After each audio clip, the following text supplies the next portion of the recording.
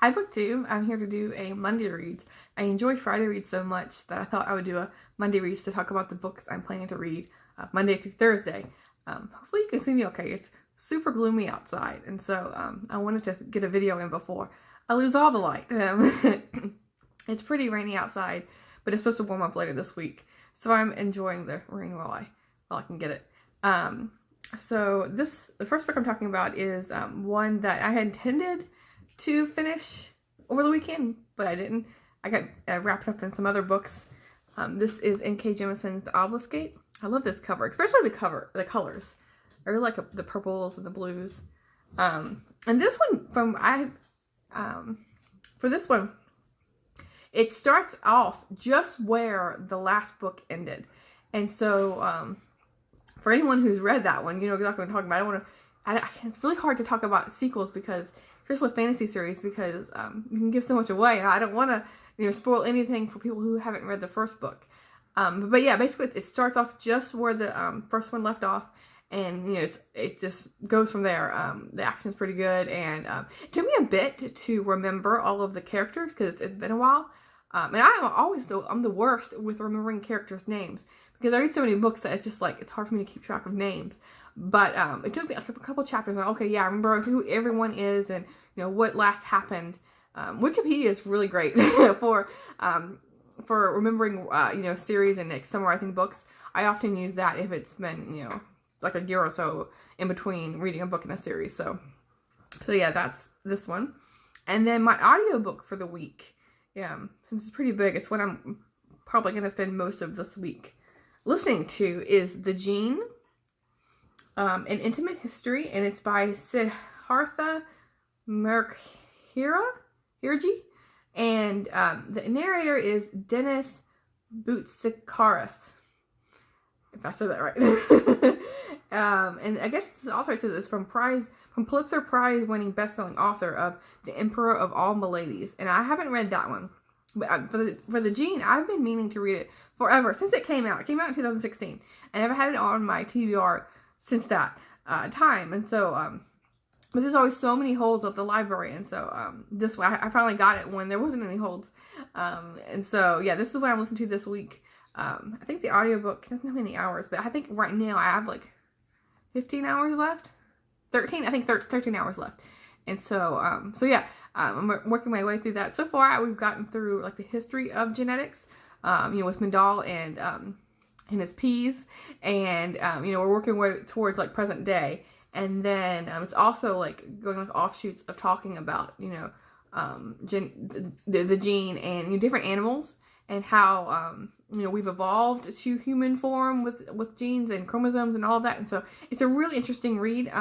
I'm happy to listen to on audiobook. Sometimes when it's like real dense, like sciencey books, it's hard for me to physically read it because I can do it, of course, but it's just I don't know. It's like real dense material, so you kind of like it's hard to like follow everything. Keep focus is what I'm trying to say. And so the audiobooks, it just keeps going. I'm listening as I'm typing or whatever. So yeah, it's a really good audiobook. And these other two books I'm talking about, I haven't started yet. But I'm planning to start maybe Tuesday or Wednesday. This first one is by an author that I know is real popular with like Life After Life and God in Ruins, I think is the other one. I haven't read either one of those, and those are my wish list. But somehow, I think from March Mystery Madness, I had this in my library, Case Histories by Kate Atkinson. Yeah, and she wrote, this is the first book in the Jackson Brodie series, and it's a mystery crime thriller. And so yeah, I had those other two books on my wish list for a while, and I'm not sure if they're mysteries. I think they're more like fiction, like literary fiction. But I don't know, I haven't read them. But somehow I'm starting with this one instead for Kate Atkinson. This says it's the first book in the Jackson Brodie mystery series called The Best Mystery of the Decade. We'll see. Stephen King said that, so we'll see if it lives up to that reputation. It says case one. It says I guess there's 3 cases. So it's going to have like 3 mysteries in this story, which is interesting because I like, especially for mysteries, if it's like, I like shorter mysteries because, you keep that momentum, you keep the plot, and it's really, driving through the book. If it's real long and drawn out, then it's hard to really, stay focused and keep interested in the book. So this says it has 3 cases. So case 1, a little girl goes missing in the night. Case 2, a beautiful young office worker falls victim to a maniac's apparently random attack. In Case 3, a new mother finds herself trapped in a hell of her own making, with a very needy baby and a very demanding husband, until a fit of rage creates a grisly, bloody escape. 30 years after the first incident, as private investigator Jackson Purdy begins investigating all three cases, startling connections and discoveries emerge. So, of course, somehow these cases are even they don't look at all like they're gonna be related, but somehow they're gonna converge. So yeah, I'm hoping to really enjoy this one. I've heard a lot of positive feedback on Kate Atkinson, so I'm hoping this mystery series will be good. And this last one is the fourth book in a series that I've really liked.